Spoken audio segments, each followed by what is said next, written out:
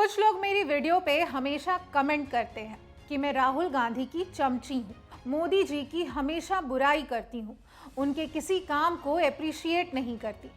मोदी जी के कई अंधभक्त मुझे कमेंट बॉक्स में गालियां भी देते हैं। इसलिए मैंने सोचा कि आज मोदी जी के बारे में कुछ अच्छी बातें करती हूँ। अंधभक्तों से रिक्वेस्ट है कि वो ये वीडियो स्किप ना करें और इस वीडियो को इतना वायरल करें कि लोगों को पता चले कि मोदी जी कितने महान हैं। तो चलिए शुरू करते हैं। मोदी जी ने इस धरती पर 2 बार जन्म लिया। पहली बार उनकी डिग्री के हिसाब से 29 अगस्त 1949 को उन्होंने अवतार लिया।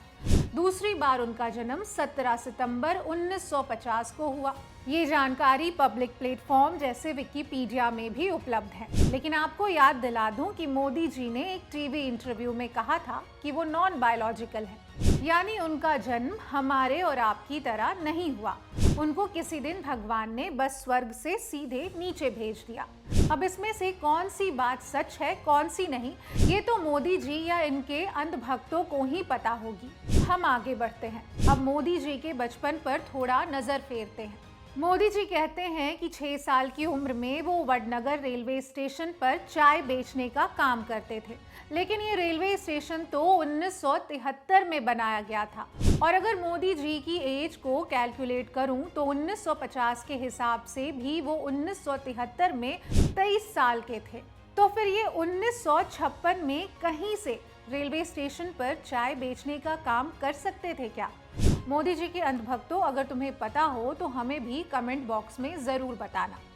आपातकाल के दौरान मोदी जी भूमिगत थे, लेकिन उन्होंने 1978 में दिल्ली विश्वविद्यालय से स्नातक किया। मोदी जी ने दिल्ली विश्वविद्यालय से स्नातक प्रमाण पत्र के बिना 1983 में गुजरात विश्वविद्यालय से इंटायर पॉलिटिकल साइंस में एमए किया था। मोदी दुनिया के इकलौते ऐसे शख्स हैं जिनके पास इंटायर पॉलिटिकल साइंस में मास्टर डिग्री है। सबसे कमाल की बात क्या है पता है आपको? कि यहाँ यानी गुजरात विश्वविद्यालय के प्रोफेसर को भी 2014 के बाद ही इस कोर्स के बारे में पता चला था। सोचिए, हमारे देश का प्रधानमंत्री कितना विजनरी है। उसने 1983 में वो पढ़ाई पढ़ ली जिसकी शुरुआत आज तक नहीं हुई।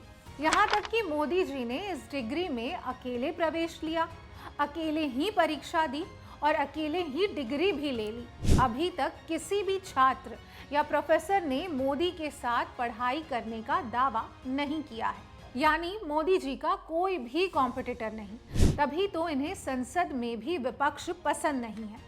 अब देखिए ना, भारत में कंप्यूटर के आने से पहले भी मोदी जी की डिग्री कंप्यूटर से ही छपती थी। 1978 में मोदी की डिग्री से पहले और उसके 10 साल बाद भी डिग्री विश्वविद्यालय के कर्मचारियों द्वारा हाथ से लिखी जाती थी। 1992 में माइक्रोसॉफ्ट द्वारा पेटेंट कराया गया फॉन्ट 1978 में मोदी की डिग्री को प्रिंट करने के लिए इस्तेमाल किया गया था।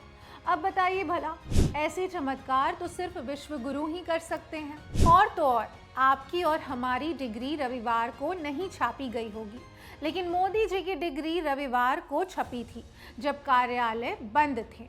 इसी में से समय निकालकर उन्होंने 1971 के बांग्लादेश मुक्ति आंदोलन में भी हिस्सा लिया था।